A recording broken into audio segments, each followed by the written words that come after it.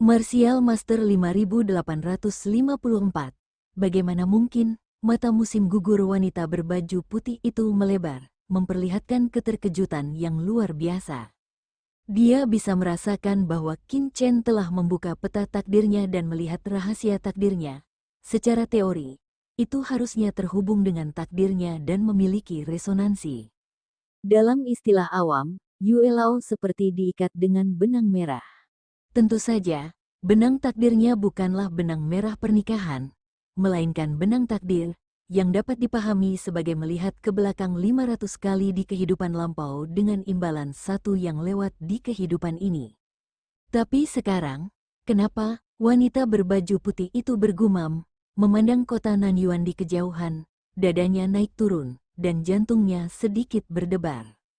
Belum pernah, saya telah melangkah menjadi kaisar ilahi, menggunakan garis keturunan saya untuk mengintip jalan surga, dan mengendalikan jalan takdir.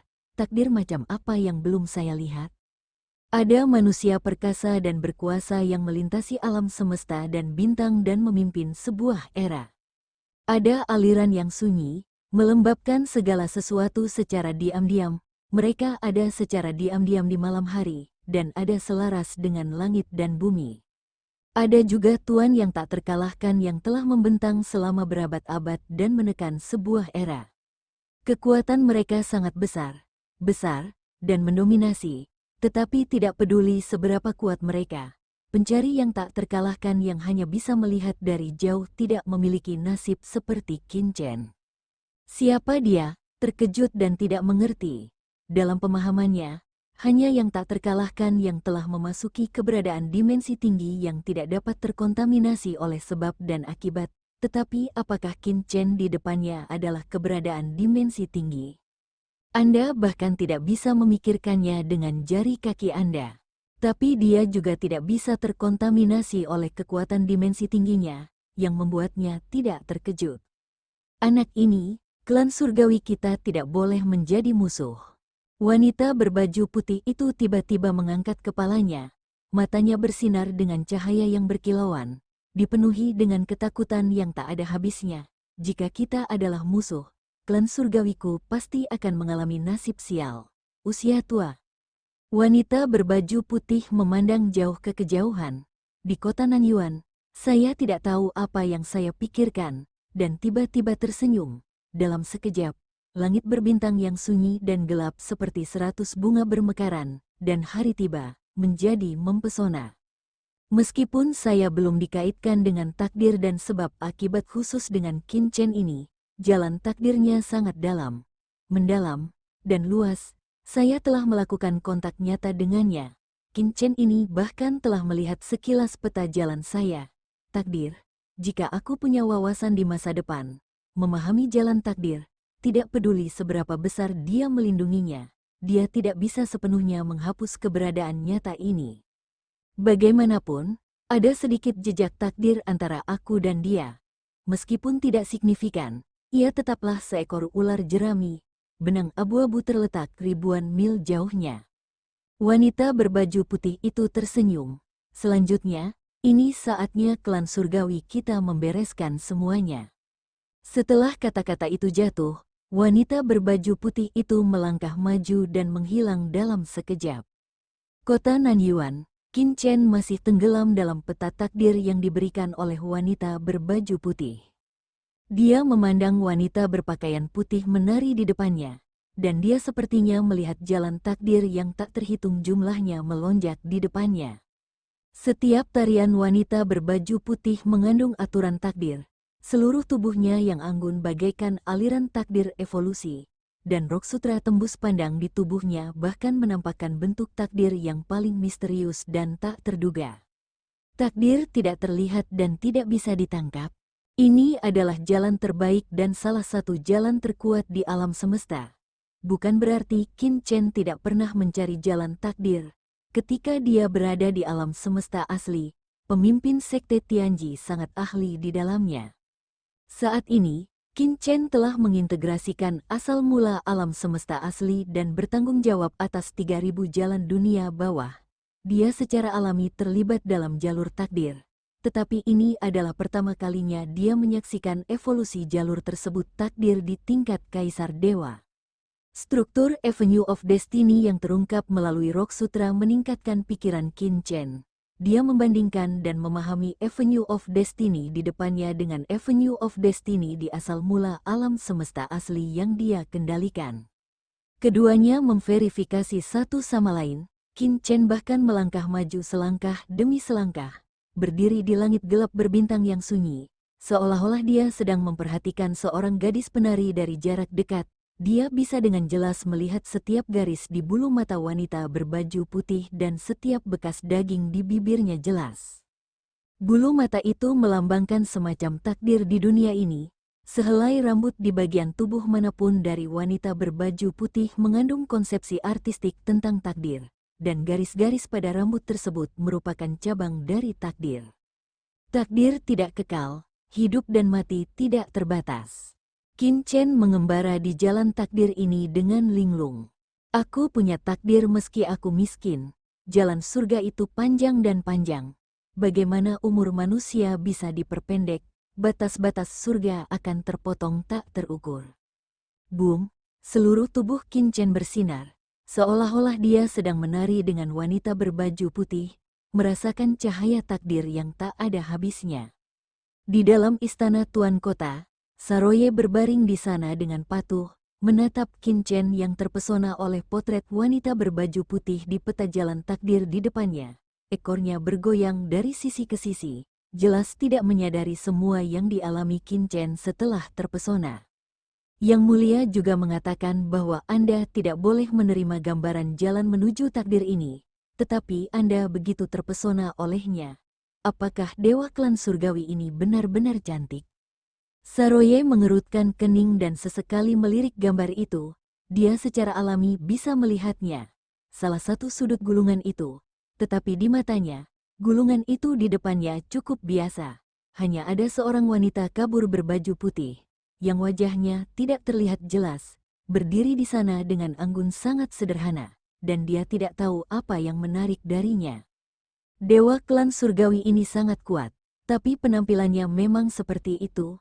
Dia tidak sebaik binatang betina kecil yang kukeluarkan secara acak dari klan Komodo. Saroye menggelengkan kepalanya dan terus berbaring.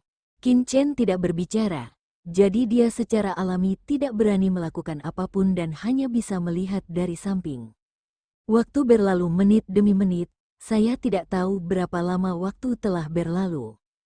Tiba-tiba, ledakan Qin Chen, yang berdiri dengan tenang, tiba-tiba meletus dengan aura yang menakutkan. Aura ini sangat luas dan megah, dan langsung memenuhi seluruh dunia kota Nanyuan, mengaktifkan energi tak kasat mata di laut kosmik. Perasaan samar-samar sedang dilihat tiba-tiba muncul di benak Saroye, membuatnya menatap Qin Chen dengan kaget. Pada saat ini, cahaya ilahi tak kasat mata dari jalan besar mekar di tubuh Qin Chen. Meskipun tidak ada perubahan khusus dalam kultivasinya, temperamen transenden semacam itu diam-diam tergantung di sana, dan rambut hitamnya berkibar tanpa suara, membuatnya tampak seperti itu, seorang dewa. Tuan, apakah dia membuat terobosan lagi? Mata Saroye membelalak dan dia tertegun. Saya baru saja melihat lukisan itu sebentar. Apakah Anda perlu melebih-lebihkannya? Kecepatan kultivasi ini lebih cepat daripada jantung kaisar yang menelan dirinya sendiri yang kuat. Mereka mengatakan bahwa klan Komodo saya adalah kesayangan laut kosmik. Dari sudut pandang saya, Tuan, dia adalah kesayangan laut kosmik. Berdengung, dengan nafas tak berujung yang tertahan, Qin Chen perlahan jatuh, membuka matanya, mengangkat tangannya, dan gulungan gambar yang melayang di udara di depannya langsung menutup dan jatuh ke tangannya. Jalan takdir benar-benar kuat, gumam Qin Chen pada dirinya sendiri. Pada saat ini, dia melihat sekeliling dan bisa melihat garis takdir yang tak terhitung jumlahnya mengalir. Ada yang penuh vitalitas, ada yang perlahan melemah, ada yang tebal dan ada yang tipis, mewakili selatan, nasib setiap orang kuat di kota sumber, dan bahkan kehidupan, kematian, dan masa depan mereka dapat dilihat. Takdir-takdir ini saling terkait dan menyatu menjadi aliran takdir. mengalir di kota Nanyuan, saling terkait satu sama lain, saling mempengaruhi, dan juga mempengaruhi nasib seluruh kota Nanyuan. Makhluk yang tak terhitung jumlahnya di seluruh lautan kosmik terus bertahan hidup di bawah nasib satu sama lain. Ini layak menjadi salah satu jalan teratas di lautan alam semesta. Sekarang saya hanya memiliki pemahaman yang dangkal, tapi saya sudah bisa memata-matai rahasia seperti itu. Kata Qin Chen dalam hati berbaju putih. Pada tingkat tertentu, ia mendapat manfaat dari wanita berbaju putih. Tuan, Saroye berbicara saat ini, ayo pergi, bersiaplah untuk pergi ke reruntuhan para dewa. Kata Qin Chen. Sesaat kemudian, Qin Chen dan Saroye secara bersamaan mengaktifkan harta masing-masing dari reruntuhan para dewa. Qin Chen adalah batu kasar yang diperoleh pemimpin kerajaan Yong, dan Saroye adalah token surgawi dari Great Sage Chumon. Keduanya memegang token dan menuangkan pemikirannya ke dalam dua harta tersebut sesuai dengan peraturan, segera mengaktifkan metode khusus ini. Berdengung, batu asli di tangan Qin Chen mekar dengan cahaya luar angkasa yang terang, dan di dalam kehampaan, dunia yang megah dan luas diproyeksikan secara samar-samar. Dunia ini sunyi dan sunyi, seperti dunia kuno, tergantung di ujung kehampaan yang tak berujung. Reruntuhan para dewa. Gumam Qin Chen. Dia merasa tubuhnya seperti dipindahkan ke tempat yang jauh. Wow, aura tak terlihat menyelimuti Qin Chen, dan saat berikutnya, sosok Qin Chen tiba-tiba menghilang dari istana utama kota Nanyuan. Dan batu kasar ini juga menghilang dengan tenang setelah Qin Chen menghilang, berubah menjadi titik cahaya dan menghilang. Ini adalah harta sekali pakai. Sisi lain, Saroye juga memicu token Tian Wai Tian, dan seluruh dirinya dibawa ke dalam kehampaan langit dan bumi dan menghilang. Token tersebut juga menghilang dalam sekejap. Setelah Qin Chen menghilang di rumah tuan kota, di lautan luas alam semesta, wanita berbaju putih yang sedang berjalan tiba-tiba berhenti dan melihat ke arah kota Nanyuan di kejauhan. Aura reruntuhan 10.000 dewa. Apakah Qin Chen ini telah memasuki reruntuhan 10.000 dewa? Wanita berbaju putih meliriknya. Saya belum pernah ke reruntuhan 10.000 dewa selama lama sekali. Jika saya punya waktu, saya bisa pergi ke sana lagi, pergi berbelanja. Wanita berbaju putih itu bergumam. Saat dia memikirkannya, dia tiba-tiba seperti merasakan sesuatu. Dia mengerutkan kening dan melihat ke arah tertentu di selatan laut semesta. Di depan matanya, samar-samar dia bisa melihat kekuatan takdir tak terlihat yang sepertinya beresonansi dengan Qin Chen yang memasuki reruntuhan para dewa, dan kemudian perlahan menghilang. Ada aura takdir yang beresonansi.